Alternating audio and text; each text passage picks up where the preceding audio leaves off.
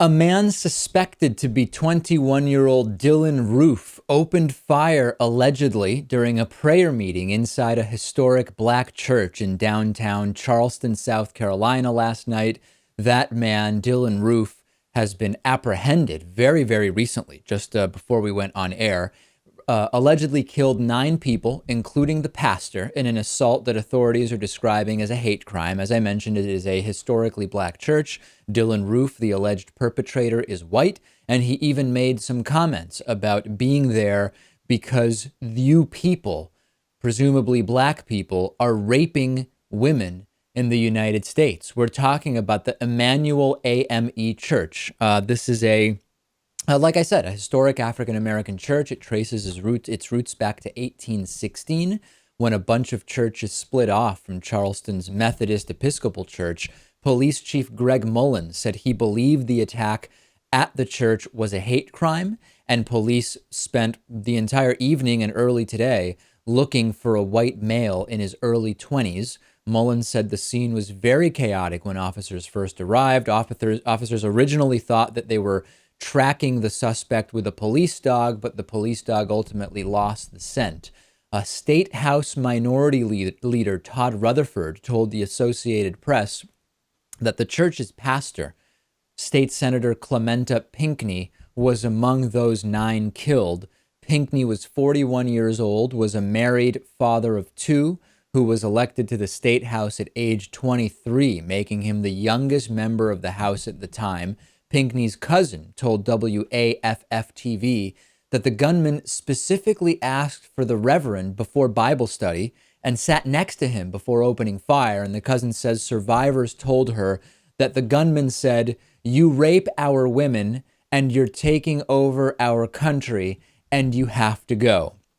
Unclear whether he meant individuals from that particular church, black people, Christians more broadly, the religious, unclear, but all reasonable assessments at this point seem to have come to the consensus that the gunman meant black people, and that is further supported by pictures from of the gunman, of the alleged gunman, wearing a South African apartheid flag representing those who were pro-apartheid, and a few other bits of data that have since surfaced. A federal law enforcement official has told CBS that the suspect was caught, as I mentioned. The FBI went to Roof's mother's home and interviewed his uncle, Carson Cowles, according to Reuters, who said that Dylan Roof was given a gun by his father recently as a 21st birthday present. So we're going to see a number of things, and we need to be prepared. Fox News already branding this an attack on faith, saying, oh, the attack was in a church, therefore it is part of the war on Christianity. It is an attack on faith. Everything we now know about the alleged shooter, however, Lewis, suggests that this was an attack on African Americans, not an attack on Christians at large. So it would seem. This is really the perfect storm, isn't it? We're going to have the gun debate again.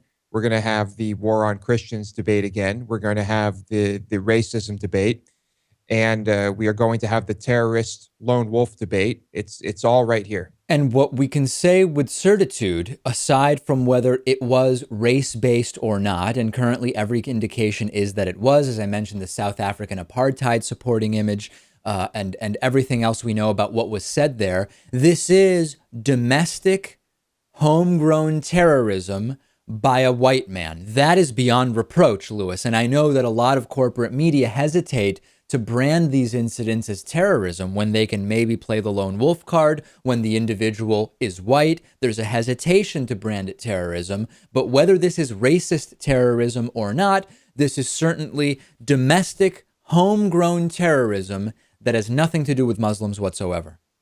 And it is. And let's be fair. Every country struggles with things like this. Every country has this type of person in it. The U.S. is just no different. No question about it. And we will continue to follow what narratives surface on corporate media. As I mentioned, Fox News going the route of this is an attack on Christianity. It seems to be not the most obvious narrative to me, not the one that is most connected to fact. We'll continue to follow what narratives surface, and we'll continue to report what data we have in order to make the most accurate assessment possible.